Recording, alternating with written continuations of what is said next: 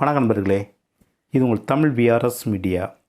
இன்றைக்கி இந்த வீடியோவில் எதை பற்றி தெரிஞ்சுக்கிற போகிறோம் அப்படின்னா, பொதுமக்கள் சென்று வரக்கூடிய ஒரு பொது பாதையாக இருந்தாலும் சரி, அல்லது அந்த இடம் ஒரு பொது வழியாக இருந்தாலும் சரி, அல்லது வண்டி பாதையாக இருந்தாலும் சரி, இது போன்ற இடங்களில் ஒரு தனிப்பட்ட நபரோ அல்லது கூட்டு முயற்சியாக சேர்ந்து அந்த இடத்துல ஏதாவது ஒரு ஆக்கிரமிப்பை ஏற்படுத்தியிருக்காங்க, அல்லது அந்த இடத்துல உங்களை போக விடாமல் தடுக்கிறாங்க.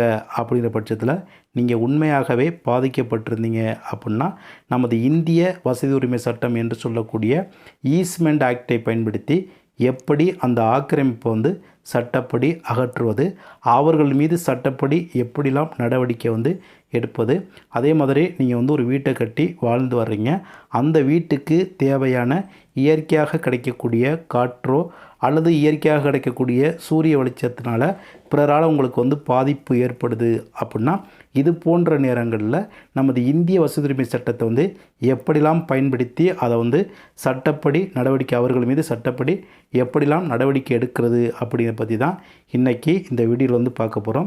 இது வரைக்கும் நம்முடைய சேனலை நீங்கள் இன்னும் சப்ஸ்கிரைப் பண்ணல அப்படின்னா கண்டிப்பாக மறக்காமல் சப்ஸ்கிரைப் பண்ணிக்கோங்க. இந்த வீடியோ பயனுள்ளதாக இருந்துச்சு அப்படின்னா உங்களுடைய நண்பர்களுக்கும் ஷேர் பண்ணிக்கோங்க. ஃபார் எக்ஸாம்பிளுக்கு ஏபிசி இந்த மாதிரி 3 கேட்டகரியாக நான் பிரிச்சிருக்கேன். ஃபஸ்ட்டு இந்த ஏஐ பற்றி பார்ப்போம். இந்த இடத்துல பொதுவாக பொதுமக்கள் வழிபடக்கூடிய ஏதோ ஒரு கோவில் இருப்பதாக வைத்துக்கொள்வோம். இல்லை அப்படின்னா பொதுவாக எல்லோரும் பயன்படுத்தக்கூடிய இந்த இடத்துல ஒரு பொது கிணறு இருப்பதாக வைத்துக்கொள்வோம். இல்லை அப்படின்னா பொதுமக்கள் எல்லோரும் பயன்படுத்தக்கூடிய ஒரு பொதுவான குளம் இந்த இடத்துல இருப்பதாக வைத்துக்கொள்வோம். இல்லை அப்படின்னா அங்கே வசிக்கக்கூடிய மக்களுடைய விவசாய நிலங்கள் இந்த பகுதியில் இருப்பதாக வைத்துக்கொள்வோம். இது போன்ற பொதுவான இடங்களுக்கு அங்கே வசிக்கக்கூடிய பொதுமக்கள் வந்து போகணும் அப்படின்னா இந்த ஒத்தையடி பாதையைத்தான் கடந்த ஒரு 60 ஆண்டுகளுக்கு முன்னாடி பயன்படுத்திட்டு வந்தாங்க. ஆனால் காலப்போக்கில் அந்த ஒத்தையடி பாதையை அரசு அந்த இடத்த கையகப்படுத்தி, அதாவது இந்த நில அளவியல் துறை மூலியமாக அந்த இடத்த கையகப்படுத்தி பொதுமக்கள் எல்லோரும் பயன்படுத்தக்கூடிய வகையில் 8 அடி அகல ரோடாக அந்த சாலையை விரிவுபடுத்தினாங்க. அந்த ரோட்டில் தான் பொதுமக்கள் இது போன்ற பொதுவான இடங்களுக்கு சென்று வரணும் அப்படின்னா இன்றைக்கும் அந்த ரோட்டில் தான் பொதுமக்கள் போயிட்டு வர்றாங்க. ஆனால் அந்த ரோட்டுடைய எஃப்எம்பி கட்சியில் பார்த்திங்க அப்படின்னா அந்த ரோடானது எங்கே ஆரம்பித்து எங்கே முடியுது அப்படிங்கிறத அரசு சார்ந்த ரெக்கார்டாக இருக்கக்கூடிய இந்த எஃப்எம்பி கட்சியில் காமிச்சிருக்காங்க. அதே மாதிரி அந்த ரோட்டுடைய அகலம் 8 அடின்னு காமிச்சிருக்காங்க. இந்த ரோடு முழுக்க முழுக்க பொதுமக்கள் எல்லோரும் பயன்படுத்தக்கூடிய ஒரு பொதுவான பிரதான சாலையாகத்தான் இருக்குது. இப்படி அரசு போட்டு கொடுத்த அந்த பொதுவான ரோட்டை அங்கு வசிக்கக்கூடிய பொதுமக்களும் அரசும் ஒழுங்காக பராமரிக்காத காரணத்தினால தற்போது அந்த ரோடானது ரொம்ப பழுதாகி போயிருக்கு. ஆனால் அந்த ரோட்டுக்கு 2 சைட்லேயும் பொதுமக்கள் சட்டப்படி வீடு கட்டி குடியிருந்து வராங்க. அதில் ஒரு நபர் மட்டும் அரசு போட்டு கொடுத்த அந்த 8 அடி அகல ரோட்டில் 2 அடிக்கு ஒரு ஆக்கிரமிப்பு ஏற்படுத்தியிருக்காரு.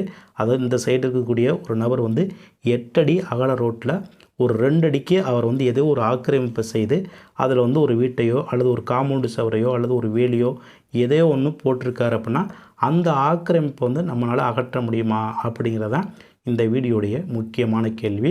அதாவது இந்திய வசதி உரிமை சட்டம் 1882ஆம் ஆண்டு கொண்டு வரப்பட்ட அந்த சட்டத்தை பயன்படுத்தி இந்த மாதிரி பொதுமக்கள் பயன்படுத்தக்கூடிய ஒரு பொதுவான ரோட்டில் ஒரு தனிப்பட்ட நபரோ அல்லது கூட்டாக சேர்ந்து அந்த ரோட்டை ஆக்கிரமிப்பு பண்ணியிருக்காரு அப்படிங்கிறது தெரிய வருது. அப்படிங்கிற பட்சத்தில் இந்த சட்டத்தை பயன்படுத்தி சம்பந்தப்பட்ட வட்டாட்சியர் மூலியமாகவோ அல்லது மாவட்ட ஆட்சியர் மூலியமாகவோ நம்ம புகார் மனு கொடுத்து இந்த ஆக்கிரமிப்பை நம்ம கண்டிப்பாக அகற்ற முடியும்.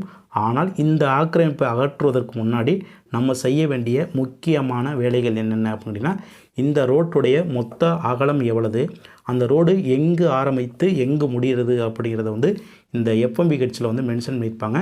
அந்த இடத்துடைய சர்வே நம்பர் என்ன, அந்த இடத்துடைய உட்பிரிவு என்ன, அந்த இடத்துடைய எஃப்எம்பி கட்சியை எடுத்து அந்த ரோடு எப்போ போட்டது, அந்த ரோட்டுடைய அகலம் எவ்வளவு, நீளம் எவ்வளவு, அந்த நீளம் அகலத்தில் எவ்வளவுக்கு இவருடைய ஆக்கிரமிப்பு இருக்குது அப்படிங்கிறத தெளிவாக ஒரு புகார் மனு எழுதி அந்த மனுவை வந்து சம்மந்தப்பட்ட வட்டாட்சியர் மூலியமாகவோ அல்லது மாவட்ட ஆட்சியர் மூலியமாகவோ நம்ம வந்து ஒரு புகார் கொடுத்தோம் அப்படின்னா சம்மந்தப்பட்ட அந்த துறை அதிகாரிகள் வந்து இந்திய வசதி உரிமை சட்டம் 1882ஆம் ஆண்டு கொண்டு வரப்பட்ட சில சட்டத்திட்டங்களுக்கு உட்பட்டு சம்பந்தப்பட்ட துறை அதிகாரிகள் வந்து அந்த பொதுப்பாதையில் இருக்கக்கூடிய ஆக்கிரமிப்பை அகற்றுவதற்கு அவர்களுக்கு வந்து முழு அதிகாரம் இருக்குது.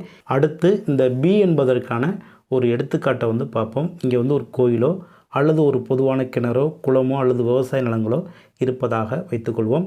இது போன்ற பொதுவான இடங்களுக்கு மக்கள் சென்று வரக்கூடிய ஒரு பொதுவான ரோடு வந்து இருக்குது. அந்த ரோடு வந்து சட்டப்படி வருவாய்த்துறை சார்ந்த ஆவணமாக இருக்கக்கூடிய இந்த எஃப்எம்பி கட்சியில் வந்து இது வந்து ரோடுன்னு மென்ஷன் பண்ணியிருக்காங்க. ஆனால் பொதுமக்கள் வந்து இந்த ரோட்டை வந்து பயன்படுத்தாமல் குறுக்கு வழியாக இந்த இடத்த பயன்படுத்தி இது போன்ற பொதுவான இடங்களுக்கு வந்து போயிட்டு வந்துட்டுருக்காங்க. அந்த குறுக்கு வழி வந்து கிட்டத்தட்ட ஒரு 20 ஆண்டுகளுக்கு மேலாக பொதுமக்கள் வந்து அந்த குறுக்கு வழியை பயன்படுத்தி இது போன்ற பொதுவான இடங்களுக்கு போயிட்டு வந்துக்கிட்டு இருக்காங்க. அப்படிங்கிறதுக்கான ஏதாவது ஒரு ஆதாரம் இருக்குது அப்படின்னா இந்த குறுக்கு வழியை வந்து அந்த பொதுமக்களாக இருந்தாலும் சரி அல்லது ஒரு தனிப்பட்ட நபராக இருந்தாலும் சரி அதை வந்து சொந்தமாக உரிமை கொண்டாடுவதற்கு இந்த இந்திய வசதி உரிமை சட்டம் 1882ஆம் ஆண்டு கொண்டு வரப்பட்ட இந்த ஈஸ்ட்மெண்ட் ஆக்டில் வந்து அதை வந்து சொல்லியிருக்காங்க. ஒரு பிரதான சாலை இருக்குது, அந்த சாலையை வந்து சுற்றி போகணும் அப்படிங்கிறதுக்காக அங்கே வசிக்கக்கூடிய பொதுமக்களோ அல்லது ஒரு தனிப்பட்ட நபரோ குறுக்கு வழியை பயன்படுத்தி அந்த இடத்துக்கு போயிட்டு வந்துட்டுருக்காரு. அப்படி குறுக்கு வழி வரக்கூடிய அந்த இடம் வந்து ஒரு சிலருக்கு பட்டா இடமாக இருக்கலாம் அல்லது அரசுக்கு சொந்தமான இடமாக இருக்கலாம். அப்படி பட்டா இடமாக இருந்தும் அவர் வந்து கண்டுக்கிறாமல் ஒரு 20 ஆண்டுகளுக்கு மேலே அதை வந்து விட்டு கொடுத்துட்டாரு அப்படின்னா அந்த குறுக்கு வழி பாதையை வந்து அந்த சம்மந்தப்பட்ட நபர் வந்து சட்டப்படி இந்த இந்திய வசதி உரிமை சட்டத்தை பயன்படுத்தி அவர் வந்து உரிமை கோரலாம். அதே அந்த குறுக்கு வழி பாதை செல்லக்கூடிய அந்த இடம் வந்து அரசுக்கு சொந்தமான இடமாக இருந்துச்சு அப்படின்னா அரசு 30 ஆண்டுகளுக்கு மேலே அவர் வந்து பயன்படுத்திக்கிட்டு இருக்காங்க அல்லது ஒரு நபர் பயன்படுத்துகிறாரு அல்லது பொதுமக்கள் பயன்படுத்திக்கிட்டு இருக்காங்க. அந்த இடத்த வந்து அரசு கண்டுக்கிறாமல் விட்டுட்டாங்க அப்படின்னா 30 ஆண்டுகளுக்கு மேலே போகிறத வந்து கண்டுக்கிறாமல் விட்டுட்டாங்க அப்படின்னா அவங்களும் இந்த இந்திய வசதி உரிமை சட்டம் 1882ஆம் ஆண்டு கொண்டு வரப்பட்ட அந்த ஈஸ்ட்மெண்ட் ஆக்டை பயன்படுத்தி அவர்களும் அந்த பொதுவான இடத்துல வந்து அவர்கள் வந்து உரிமை கோருவதற்கு அதிக வாய்ப்பு இருக்குது. அடுத்து சி என்பதற்கான ஒரு எடுத்துக்காட்டை வந்து தற்போது பார்ப்போம். இந்த ஏ என்பவர் வந்து சட்டப்படி ஒரு இடத்த வந்து வாங்கி அந்த இடத்துல வந்து நீண்ட நாட்களாக வீடு கட்டி குடியிருந்து வராரு. அப்படி குடியிருந்து வரக்கூடிய அந்த வீட்டுக்கு தேவையான இயற்கையான காற்று, இயற்கையான சூரிய வெளிச்சம் எல்லாமே இந்த வீட்டுக்கு கிடைக்கிது. ஆனால் இதெல்லாம் தடுக்கக்கூடிய வகையில் இந்த பி என்பவர் வந்து அவருடைய வீட்டுக்கு அருகிலே ஒரு வீட்டையோ அல்லது ஒரு கமர்ஷியலாக ஏதோ ஒரு பில்டிங்கை வந்து கட்டுறாரு. அப்படி கட்டும்போது இவருக்கு இயற்கையாக கிடைச்ச அந்த சூரிய வெளிச்சம் காற்று எல்லாமே தடைப்படுது.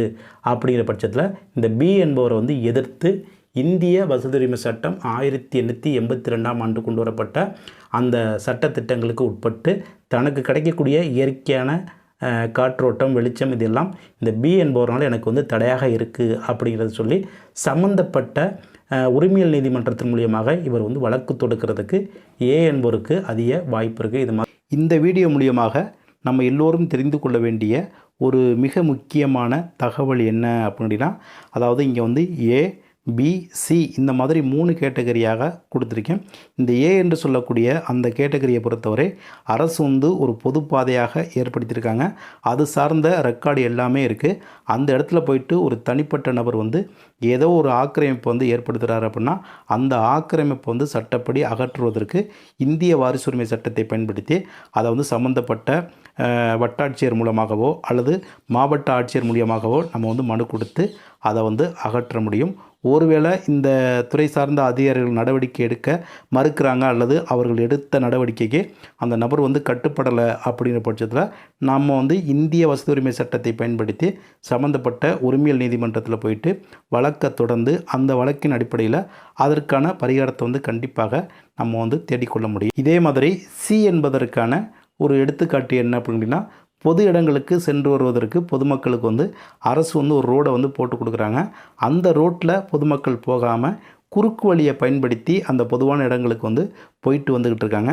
அந்த குறுக்கு வழி இடம் வந்து யாருக்கு பாத்தியப்பட்ட இடம் அப்படின்னா ஒரு தனிப்பட்ட நபருக்கு பாத்தியப்பட்ட இடம். அவர் பேரில் தான் பட்டா இருக்குது. ஆனால் பொதுமக்கள் வந்து அந்த குறுக்கு பாதையை வந்து கிட்டத்தட்ட ஒரு 20 ஆண்டுகளுக்கு மேலாக பயன்படுத்திட்டு வர்றாங்க.